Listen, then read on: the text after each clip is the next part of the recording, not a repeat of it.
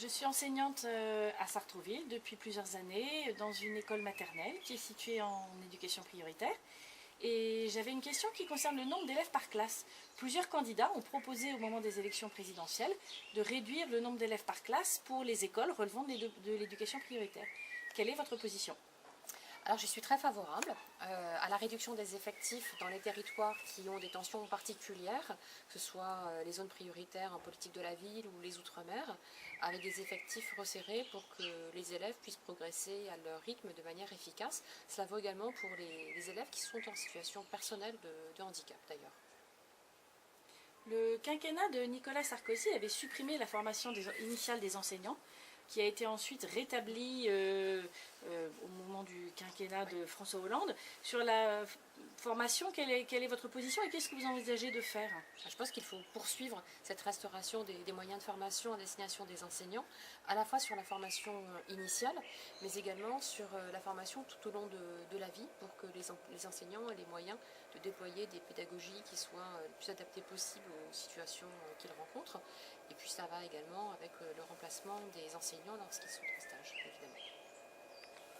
Et j'avais encore une question qui concerne un certain nombre d'écoles qu'on voit ouvrir. Je pense notamment aux écoles Espérance Banlieue. Il y en a une qui a ouvert à Sartrouville, le cours Charles Péguy, avec beaucoup de moyens, beaucoup de publicité, beaucoup de soutien, y compris au sein de la municipalité probablement, alors que cette école aujourd'hui n'accueille que très peu d'élèves. Je crois que vers la fin 2016, il y avait 9 élèves, il y en a peut-être un tout petit peu plus maintenant. Je veux savoir ce que vous pensez un peu de ces innovations pédagogiques entre guillemets et comment essayer de peut-être donner plus de moyens à l'école publique. Alors sur l'innovation pédagogique de ces élèves, de ces écoles, il va falloir me convaincre parce que je la vois mal. Je vois bien en revanche ressurgir de vieux fantasmes et de vieilles pratiques avec des connexions qui ne sont pas toujours très très claires.